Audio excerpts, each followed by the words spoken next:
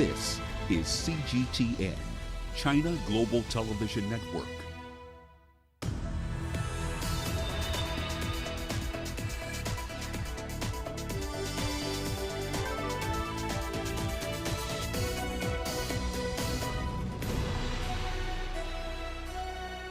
Hello there and welcome to Global Business Africa. We'll be giving you insight into Africa's business and financial markets. I'm Uche Okoronkwo, coming to you from Kenya's capital, Nairobi. Let's start with a look at the markets. Now, emerging markets struggle to recover from a steep sell down earlier in the week. Most emerging market stocks closed the week flat today, with MSCI's emerging market index falling 0.5%. In South Africa, local equities closed in positive territory, taking their lead from stronger global markets and rising on the back of corporate earnings and news, amongst other factors. Now, Telkom SA was a drag on the market today. That's after its chief executive officer announced he will be stepping down. Some of the biggest gainers this session were Sasol, MTN and Anglo American. Now, also coming up on today's show, Moody's downgrades 5 South African cities over low revenue collection risks. The death toll in floods that swept across Western Europe continues to climb.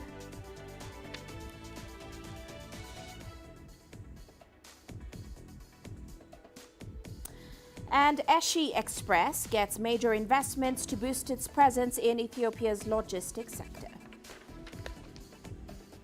Now, ratings agency Moody's has downgraded 5 South African cities as well as a municipal water entity over the rising risks of low revenue collections.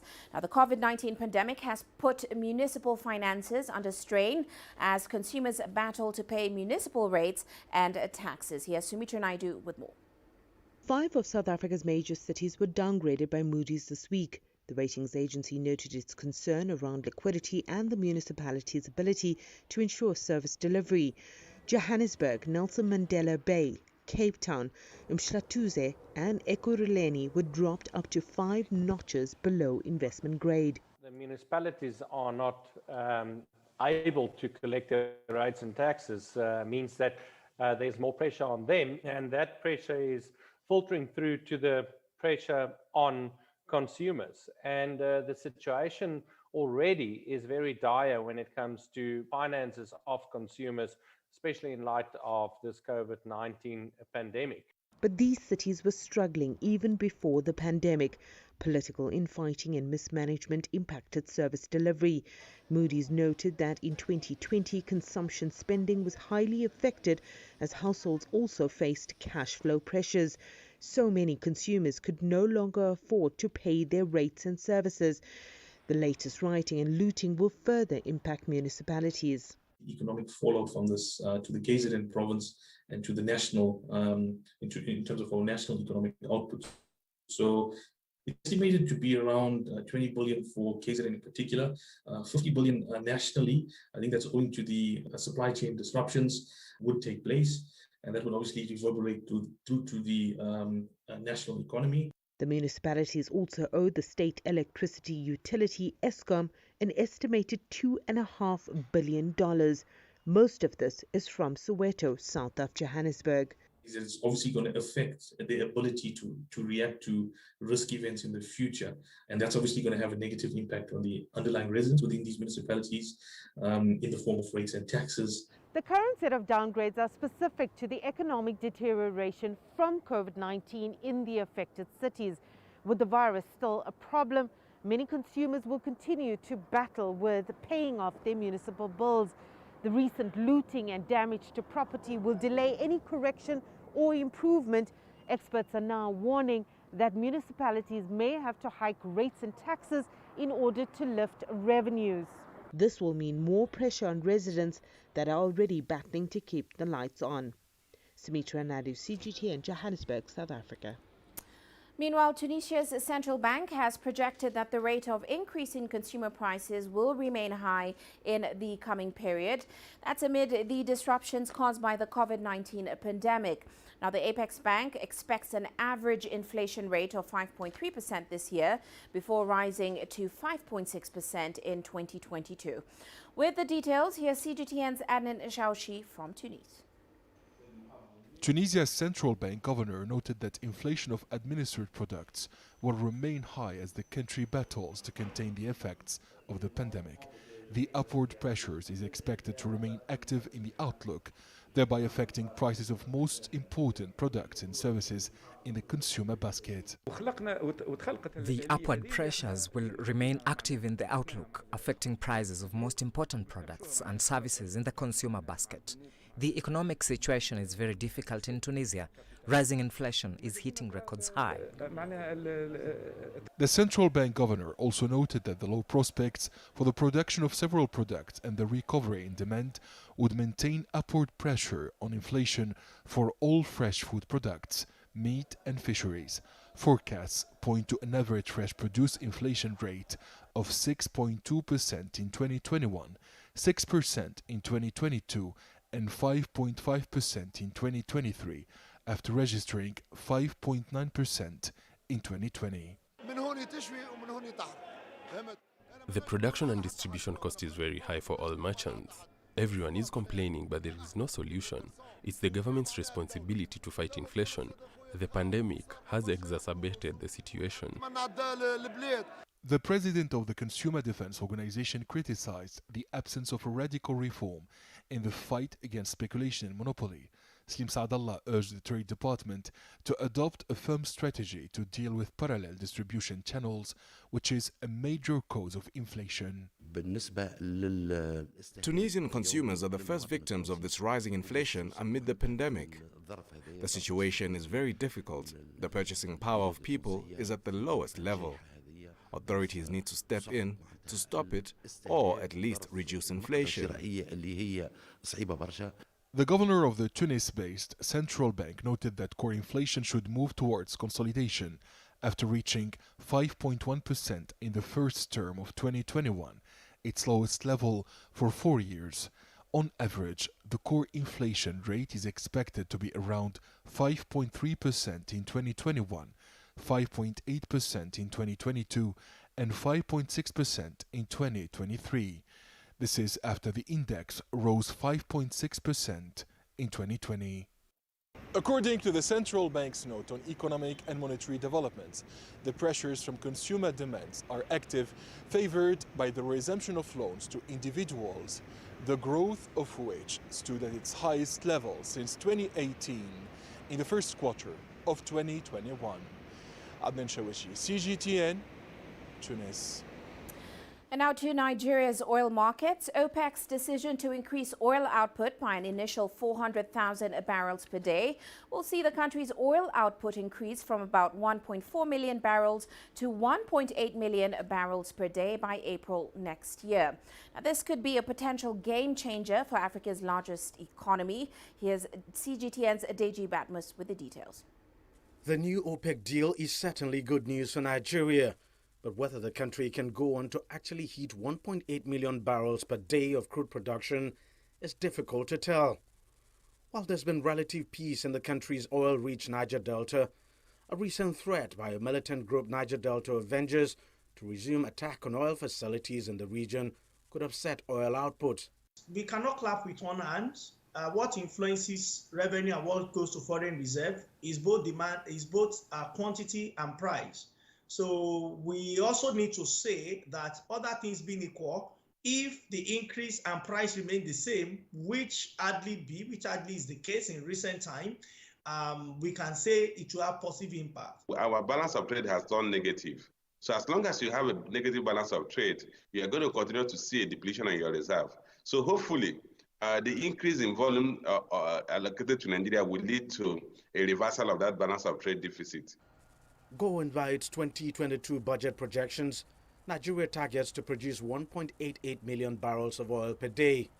The projection is one thing, while meeting it is another.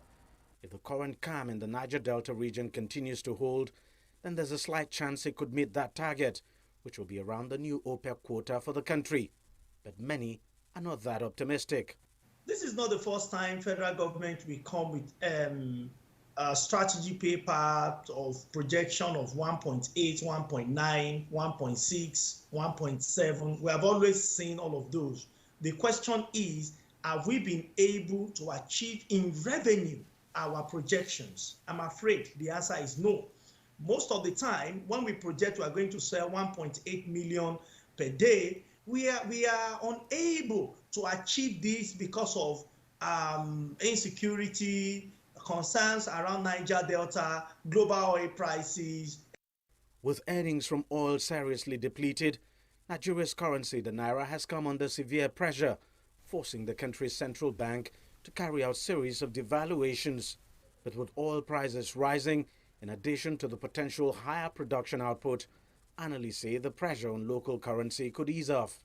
If prices stay strong in the region of $70 to $75 per barrel, one should expect that all things being equal, that Nigeria's reserve will begin to appreciate, and the pressure we're currently witnessing on the exchange rate would at least to some extent moderate.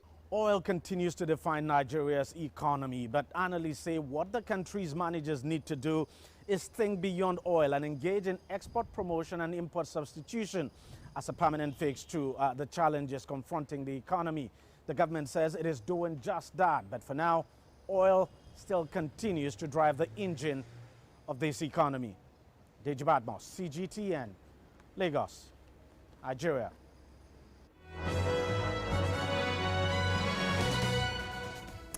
And now to some other corporate headlines today. The world's biggest platinum miners are ramping up plans to build renewable energy plants to free them from power outages that have plagued South Africa for more than a decade.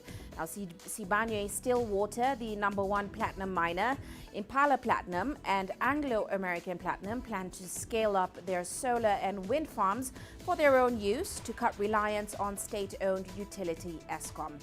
Meanwhile, Vodafone Group has hinted that it could spin off its African mobile money service, M-Pesa. That's after its popularity soared through the coronavirus pandemic. M-Pesa has become a pillar of some East African economies. The platform offers peer-to-peer transactions in countries including Kenya, Tanzania, Mozambique, Lesotho, and the Democratic Republic of Congo. It's now pushing into new financial services such as small loans, payroll, and savings. Meanwhile, Kenya Airways will start offering month-long courses to aspiring drone pilots who are seeking to obtain a remote pilot license. The training course is offered through KQ's subsidiary, Fahari, at a cost of about $1,700. Now, the courses are part of the carrier's plans to diversify its revenue streams. Currently, passenger contributes over 85% of KQ's revenue, with cargo accounting for about 10%. And finally, many big-name sponsors, including Toyota and Panasonic, opted not to send their representatives as the Tokyo 2020 Games got underway on Friday. The decision is part of an apparent effort by companies to distance themselves from a largely fan-free spectacle. Now, some 60 Japanese companies paid a record of more than $3 billion for sponsorship rights, and then another $200 million to extend their contracts after the games were delayed last year due to the pandemic. And that's a look at our corporate headlines.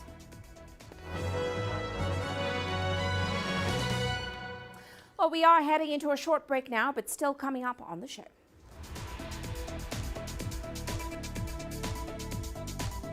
Somalia's largest telecoms operator announces plans to extend its 4G network. And Zimbabwe approves amendments to Securities and Exchange Act to include virtual assets. The world economy as we know it is about to change. Global business reports highlight emerging markets, developing countries, and dynamic sectors worldwide.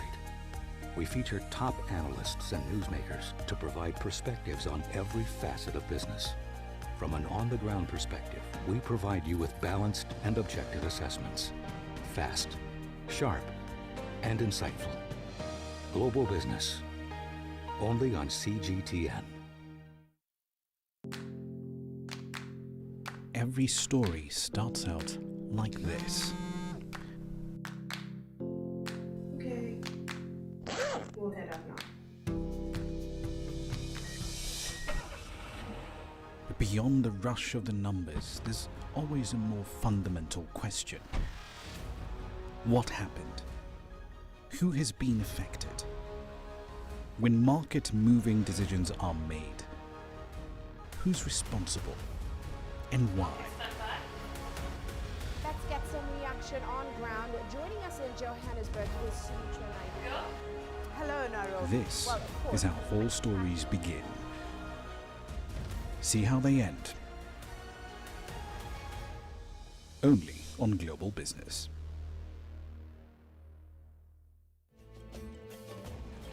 There's more to this place than just glorious landscapes.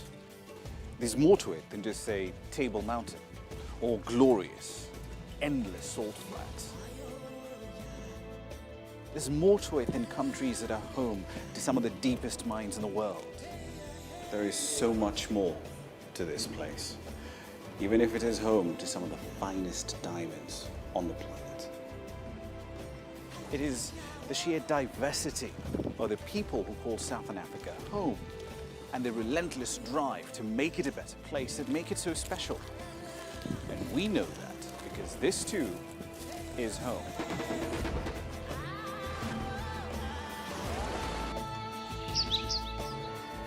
No one knows Southern Africa like we do. CGTN, see the difference.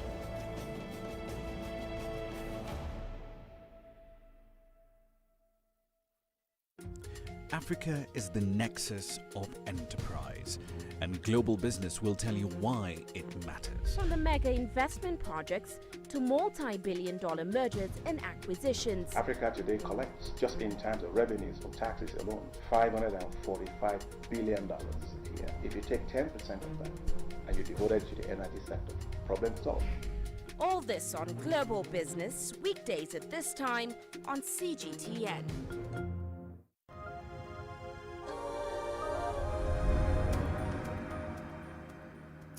Welcome back. Well, let's talk energy now. Increased use of off-grid solar technology across Africa is essential to harnessing clean and affordable energy and also transforming the lives of millions of people.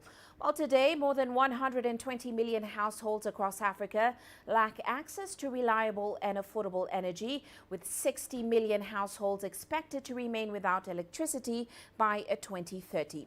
That is, unless urgent action is taken. Well, earlier I spoke with Dickens Kamugisha. He's the CEO of Africa Institute for Energy Governance, and I asked him what is slowing down the successful deployment of small-scale solar energy systems across sub-Saharan Africa. I think the biggest challenge that we are facing today is for some people to assume that they know the needs of the poor people, especially those who are getting the small solar systems. They have many, many needs beyond the market, beyond the affordability, and no one has tried to go and find out what are those needs. First and foremost, in most of the rural communities where these solar systems are being installed, they still have poverty, they still have disease. Most of the children cannot go to school. So when they are deciding which solar systems they must take, they have to look at all those priorities and decide which ones. Second, the solar systems they are given, how do they relate to their needs? If they want to power water in their gardens, can the solar systems being given to them actually help? If they want to ensure that they improve their businesses in terms of refrigeration, can the solar systems being given right now actually help them in those areas? Right now, research has been done that shows across Africa, costs of off-grid solar power, costs around that have fallen. Efficiency and reliability have also improved in recent years. But I guess the question is this enough to unlock investment and, of course, unlock those technical barriers that are holding back the sustainable development of the sector? when you go to most of those communities where the systems are being installed, they don't appreciate the advantages of those costs and how the costs, the proportion of the incomes they get and the expenditures, the kind of efficiency. What are you talking when you are talking about efficiency? There are still those challenges they face, and they actually obscure the issues of efficiency and reliability, because in a country like Uganda, we still don't have any clear law and policy to protect the consumers of solar against counterfeit products. So some of the people who bring some of those products that are counterfeit, they actually kill the trust of the consumers. So while the costs are moving down, while the efficiency is improving, while the reliability is improving, you have some of those other things that are happening and killing the trust and confidence of some of those consumers. And we must work on some of those areas. Right. That's quite an interesting perspective. But what have you observed in terms of the interest from private investors and the availability of private investments in the sector? Of course, I think we must appreciate that the private investors are the ones driving the solar systems, and in most of those areas, they are not yet being protected by the governments. And yet it is very, very important that while the private investors are willing to put in their capital with all their uncertainties, the governments must come in and ensure that things are organized, the policies are there, and those investments by private investors are protected. What I see is that somehow the governments think that the private investors should stay there alone, should do what they can do, should not be protected. Right. And yet, I believe that the poor people need the intervention of government, the private investors need the government to do the things that they are supposed to do to provide a good environment for private investments. Well, let's head to Zimbabwe now, where the government has recently approved amendments to a Securities and Exchange Act to include virtual assets such as cryptocurrencies, whose trade, of course, is thriving despite being unregulated. Here's CGTN's Farai Mwakutuya, who spoke to a cryptocurrency trader in the country about the growth of the space.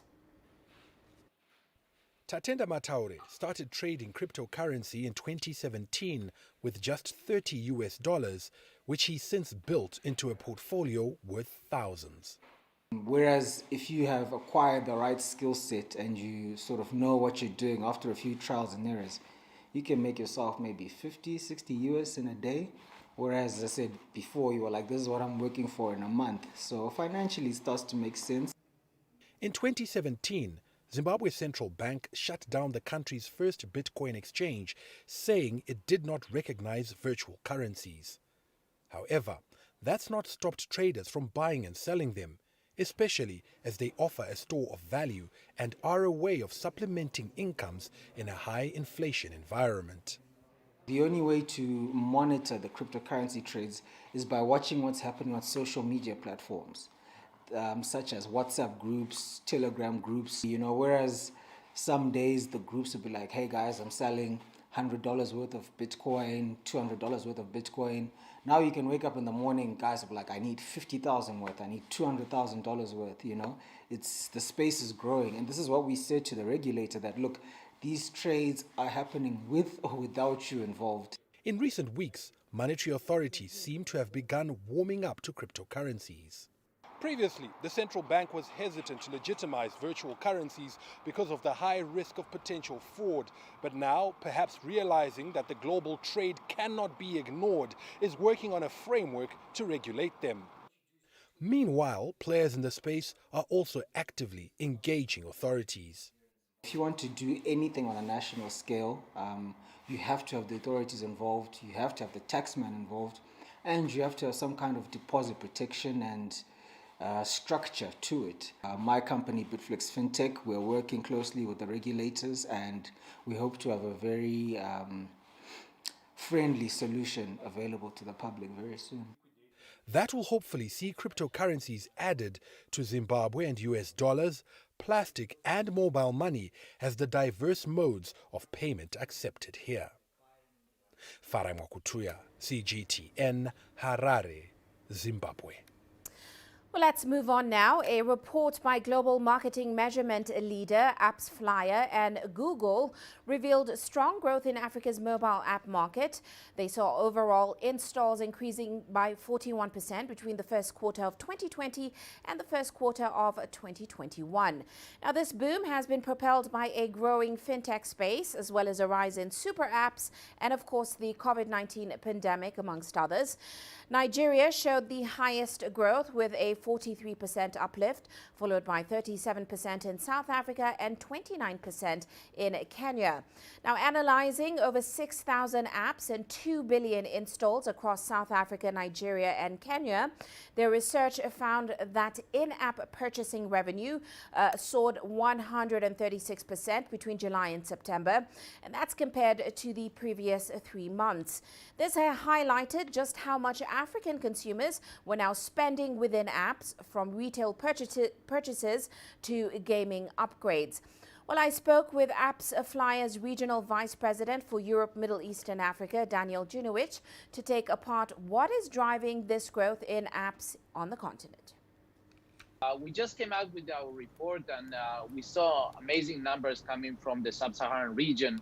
2020 did very well for the app ecosystem, and we saw an uplift, an increase of 41% in app downloads in the region, which are amazing numbers, even if you compare it to other regions of the world.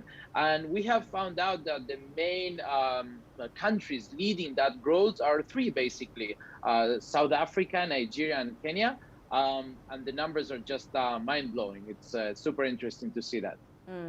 Well, let's delve further into that. You also say the growth was propelled by a growing fintech space, a rise in super apps, amongst other factors. So is this driven by consumer interest or a growing number of players in specific segments of the market? That's a very good question, and the answer is both. Basically, last year, and we're still living during COVID times, but when this started, roughly in February, March last year, then we were all sitting at home and people started to download a lot of apps. So the consumer interest skyrocketed, basically. And the second thing is that a lot of services, and everything was closed, tried to push their services through the apps. So basically, it's a combination of both the businesses trying to promote their functionalities and their services through the apps, and at the same time, consumers sitting at home and downloading the apps. So we saw that basically in 2 main verticals. The first one is the financial vertical that really grew a lot. And the second one was gaming. People were sitting at home and they download a lot of gaming apps. So this very nice combination of consumer interest together with businesses pushing their services definitely contributed to this amazing increase in app downloads during 2020. Right. And on that note, what are your findings in terms of how much African consumers are now spending within these apps? Yeah, absolutely. So basically, the first step towards, let's say, a purchase inside an app is to download the app.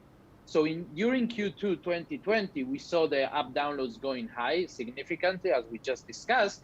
And then in the third quarter of 2020, we saw that people were more willing and open to make a purchase. And we found out that in Q3 2020, we saw an increase of roughly 136% in in-app purchases. People were really, really buying a lot.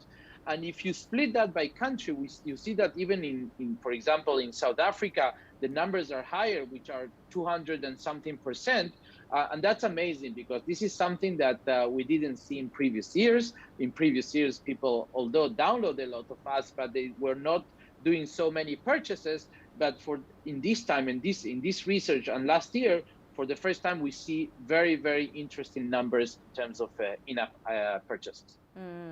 Well, how much does this growth, or certainly what does this growth reveal about how important mobile adoption is now for businesses in Africa when it comes to driving revenue going forward? And certainly, what progress are you seeing businesses making in terms of adopting mobile applications? Yes, absolutely. So I think that 2020 and COVID showed every business that an application is an amazing channel, if not one of the main channels to reach a consumer. Basically, we are holding our smartphones most of the days. This is the screen that we like to watch the most during the day, and this is an amazing platform to reach your consumers. So mobile applications are not a nice to have way to reach your user, but are must-have channel to reach your users. And we definitely saw that during last year. We see a lot of businesses shifting their focus towards a more app-oriented service. Definitely, the banking system is one of the verticals that is leading the way. Branches were closed, so people needed to provide the service and they wanted to consume services.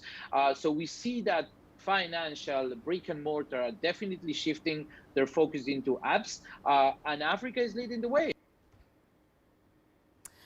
And moving on, Somalia's largest telecoms operator, Hormuz Telecom, has announced expansion plans. Now, the telco is aiming to expand 4G networks access in the country by 2023. Millions of rural Somalis still rely on Hormuz's 2G network, and Hormuz began expanding its 4G network capacity in 2015 in partnership with the Somali Ministry of Telecoms.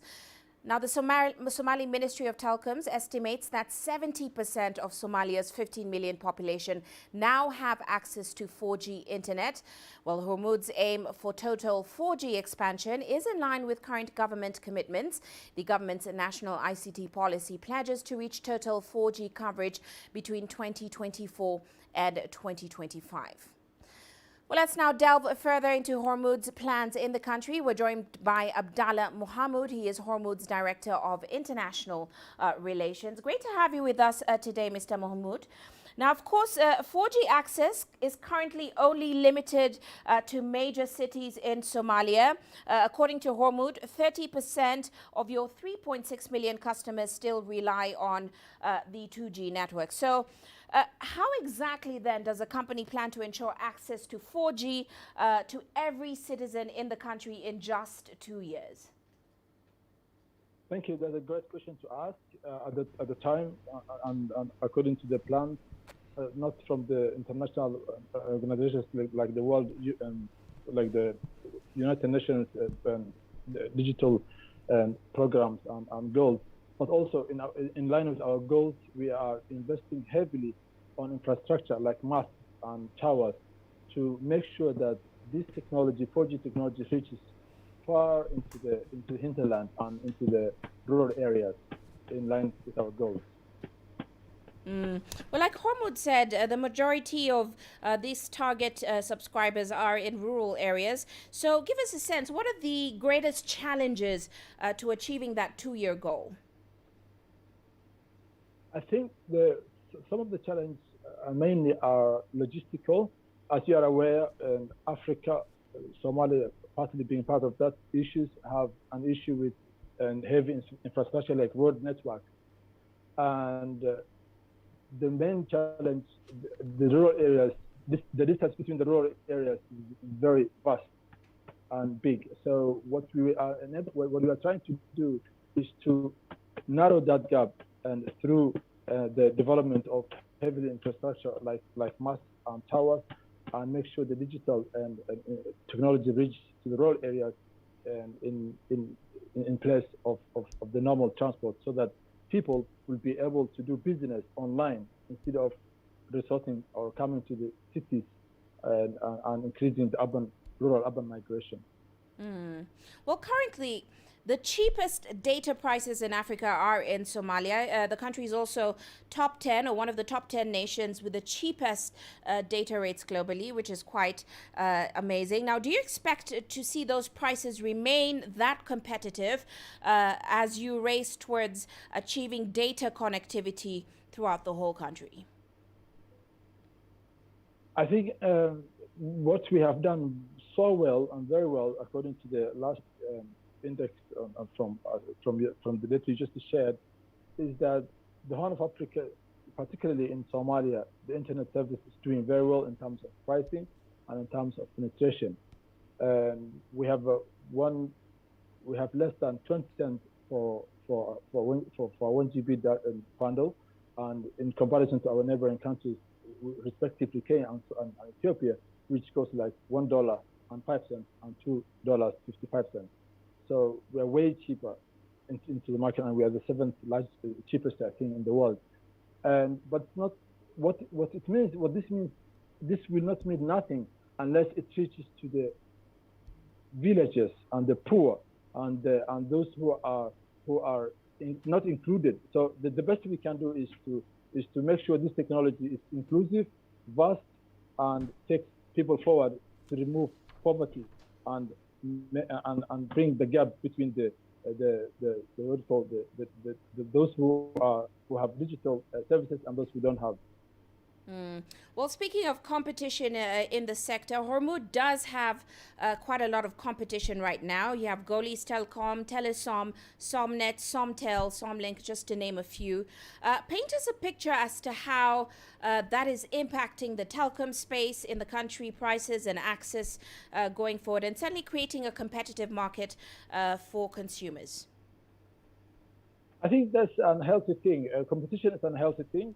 It's unhealthy, and competition is always brings better services to the consumers, because we know those countries whose telecoms are on a monopoly have never reached that far, if you compare to the other African countries, and that's the reason why we have the cheapest telecom services in Africa, because of the high competition and because of the leap forward, starting from the top in terms of technology. People don't have to start from the bottom. All right. Well, we do have to leave it there, Mr. Mahmoud. Thank you so much for joining us on the show today. That, of course, was Abdallah Mohammed. He is Hormuz's Director for International Relations. Well, we're going to head into a short break now. To stay with us.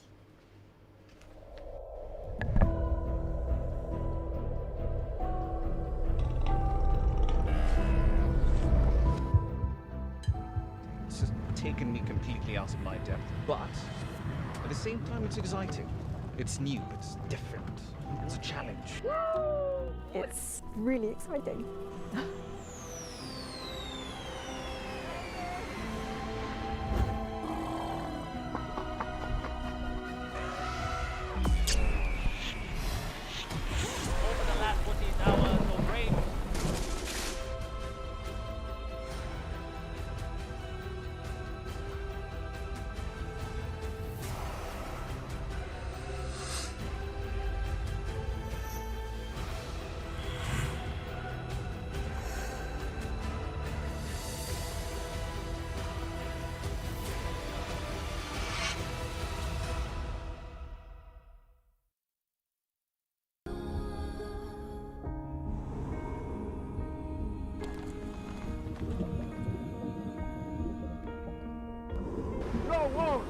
No one again began holding guns. Machine guns from police forces towards the protesters.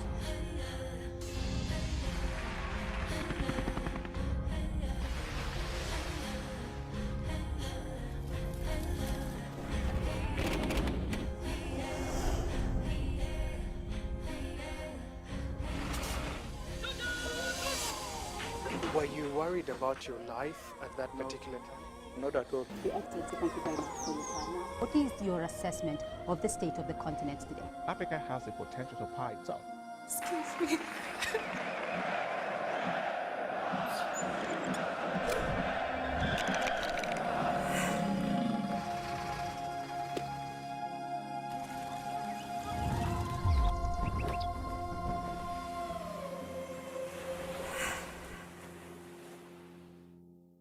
Business in Africa is at the crossroads.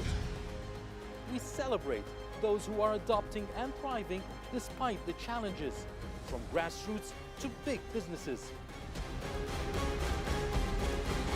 Global Business takes you along for the ride as we track The Making of a Giant. Only on CGTN.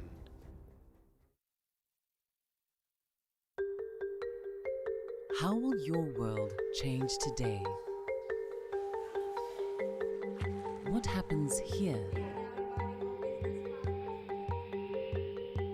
What happens there? Or what do you make happen for yourself?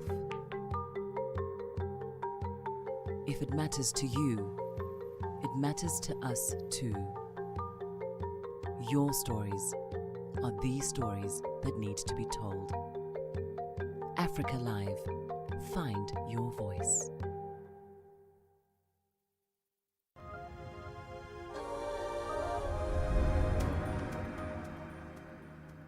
Welcome back. And now to some international news. The death toll in the floods that swept across Western Europe continues to climb. Belgium raised its total death to 37. Meanwhile, over 200 people have died in Belgium and Germany. Relief and recovery operations continue in Germany, with towns and villages in the west of the country hardest hit. Now, Trent Murray traveled to the region to meet those trying to rebuild their lives.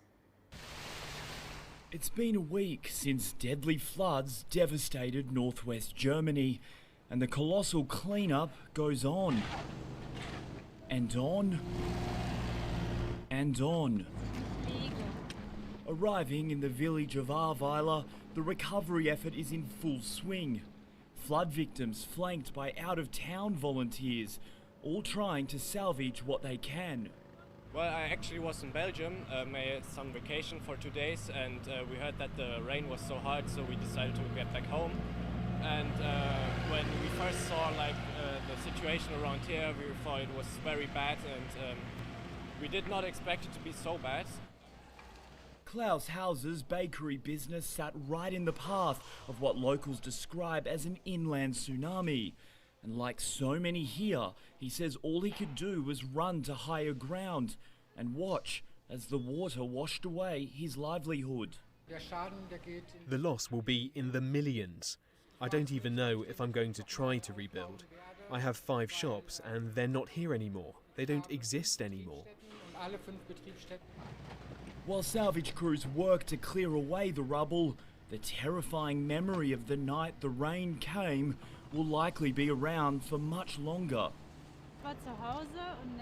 I was at home, and then all of the blue lights started flashing. I didn't know where my father was. He spent the night on the roof of a submerged car until he was rescued in the morning. So I didn't sleep. Well, the rains may have passed for now, but the blazing summer sun has returned. It means that this cleanup has become incredibly hot, sticky and labour intensive. But locals here say the long hours are worth it. They want to get this community back up on their feet. And there's a real determination to just clear through the mess, roll up the sleeves and not stop until the job is done. And that same spirit of determination extends beyond the disaster zone. Down the road from Ahrweiler, we arrive in the smaller neighbouring village of Waldorf. Its higher elevation meant it was spared from the floods, but townsfolk say they now feel a duty to help those less fortunate than them, and they're doing their bit for the recovery effort with roadside rest stops. We have created some places where people can shower, eat and sleep. People from all over Germany are driving through here. It's great. It's incredible. They are all trying their best to help. That solidarity will be needed to help Germany get through its worst natural disaster in living memory. But so too will money, something politicians in Berlin are promising is coming quickly for flood victims who are left trying to rebuild their lives from the ruins. Trent Murray, CGTN, Rhineland-Palatinate, Germany. And to the Tokyo Olympic Games, there will be a host of tech milestones that organizers and broadcasters hope will keep the judges on track and the audiences cheering at home. Now, the application of new technologies like AI and AR to international sports competitions will be changing the games as well as the experiences of millions of viewers. Here's Zhang Shishuan, who's been finding out how this all works. And we have to move on now. One of the largest gaming conferences for developers has gone virtual this year. The Game Developers Conference is holding hundreds of online sessions this week, with many sessions focusing on the health and safety of gamers. Mark New has those details. In past years, 29,000 people have packed halls in San Francisco to attend the Game Developers Conference. This year, it's gone completely virtual, with 550 online sessions, teaching everything from how to create gaming worlds to how to build metahumans. The head of Intel's Worldwide Gaming Solutions, Kim Pallister, says mobile has exploded to make up over half the gaming market. People are spending more time and more money playing games. This is a trend we only saw accelerated during the pandemic. What we've seen is that people are gaming across multiple devices, and the games are evolving to reach them on those different devices. Game Developers Conference also discussed some issues that many people might find rather surprising, like the rise in gaming injuries. One participating group, called 1HP, is made up of medical professionals dedicated to improving gamer health. They reviewed surveys and studies that found the #1 issue plaguing gamers is not carpal tunnel syndrome. Back at 25 or at 31%, neck at 11%, shoulder at 11%, headaches at 8%, forearm at 7%, wrist at 6%, hand and fingers at 5%. That's huge. Your muscles have an optimal length-tension relationship where they can react the fastest, they can be the strongest, and ergonomics is part of that. At other sessions, GDC took on racism. I can't count the number of times in gaming I've been called the N-word. And sexism. It's probably been years since I've used voice chat. These gamers say they're hesitant to use voice chat because they don't want to deal with the harassment of being identified as a woman. The trends show that women are more and more getting involved in esports, and they're, despite the harassment and the other negativity that they face, women like games. Whether technology can solve the harassment issue was a talking point for this discussion on virtual identities. My name is Mike Nappis. I'm the CEO and co-founder of Modulate, which makes the world's first real-time voice skins. What that means is that this isn't actually my real voice. Of course, this isn't my real voice either. But Pappas was asked whether his technology just makes it easier for people to mask their true identity in order to harass people. A recent study came out showing 60% of women online look for an opportunity to mask their gender. That's horrible. I wish we didn't live in that world. And, we're doing other work at Modulate to try and get away from that world and actually get rid of those bad actors. But at the same time, given that we do live in that world today, I think there is a lot of power to giving that kind of, opportunity for these folks to feel safer online. One takeaway from the group is that no single technology can completely change a toxic culture. Virtual GDC, though, does plan for its own big change next year, as it plans to return to being an in-person convention. Mark New, CGTN, San Francisco. And moving on, let's take a look at commodity markets today. Oil prices falling further below $74 a barrel, but they were still on track to end the week largely unchanged. That's after rebounding from a sharp drop on Monday. Prices continue to be underpinned by expectations that supply will remain tight as demand recovers. Meanwhile, gold prices edging lower today. They are heading for their first weekly decline in 5, as a stronger dollar made bullion more expensive for holders of other currencies, and of course offset support from lower U.S. bond yields and weak economic data. On that note, let's take a short break now. Still to come.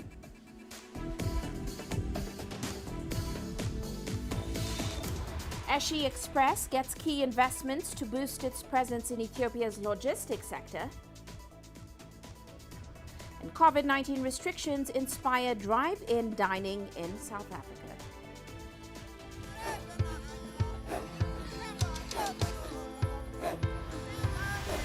Africa is a continent of diversity, with varied climates and enchanting geography, and a people so distinct, but with a shared enduring spirit. We are at the heart of the continent to bring you the untold stories. Let's have a look. We celebrate Africa as it shapes its own destiny. I've been Tunis, Cairo, Juba, Johannesburg, Ethiopia, Tanzania. Africa Live. Find your voice. Images may appear to be identical, but looks can be deceiving. The difference is not always obvious. It has to be discovered. There are always different sides to a story. We put the focus on the details. To see more, to understand better. CGTN. See the difference.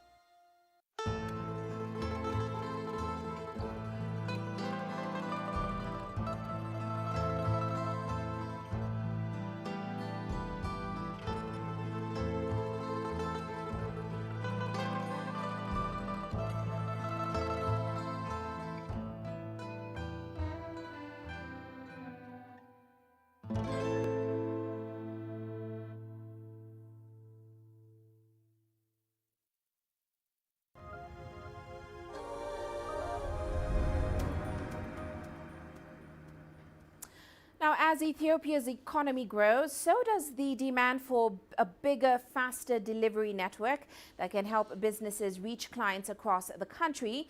It's led to the emergence of startup companies who are focusing on logistics. One of them, parcel delivery service Uche Express, has caught the eye of a new investment group, the Addis Ababa Angels, who are hoping they will be able to tap into a growing sector in the Ethiopian market. Here's Coletta Wanjori reporting from Addis Ababa. Hello, Uche Express. With inquiries about deliveries coming in by phone, as others are prepared for dispatch, it is a busy morning at Uche Express.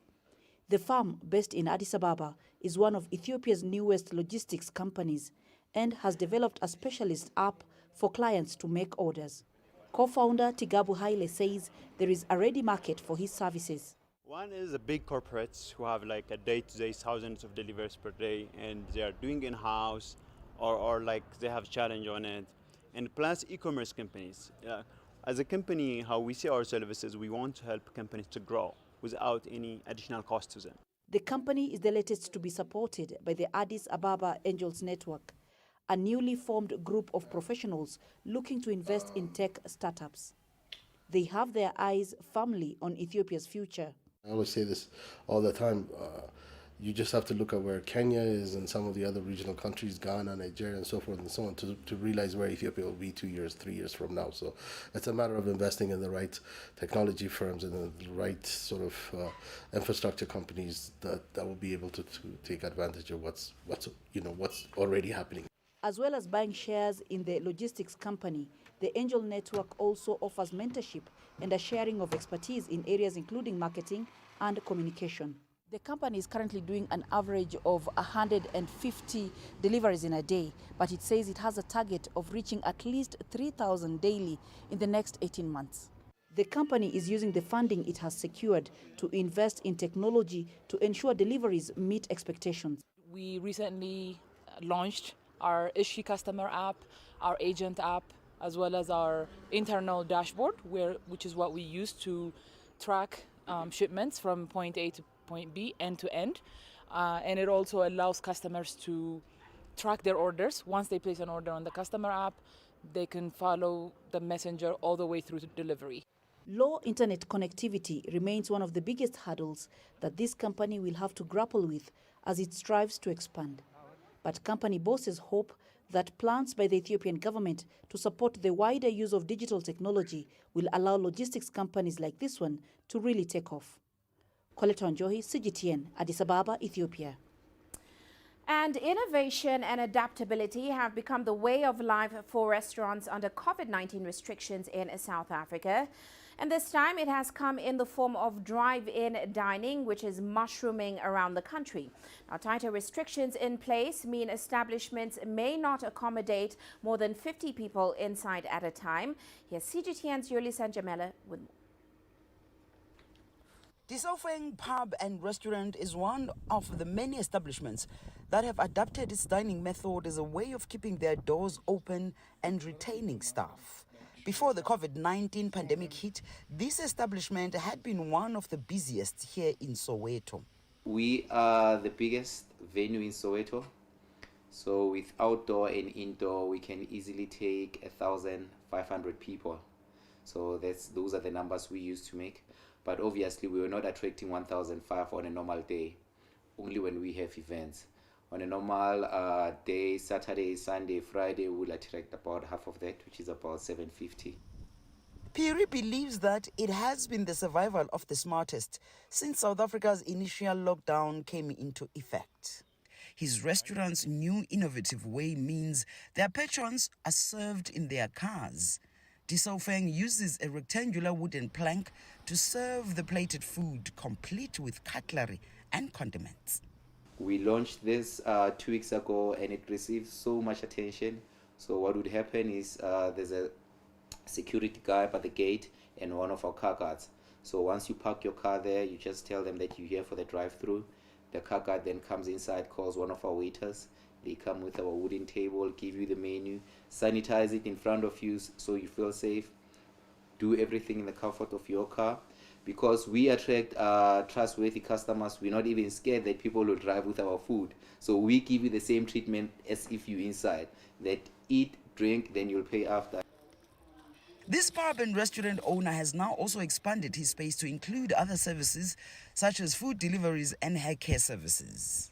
So one thing that we've always wanted to be seen as within the community is not just an entertainment venue. Lately now our people say they call us a village, and that's exactly who we wanted to be seen as.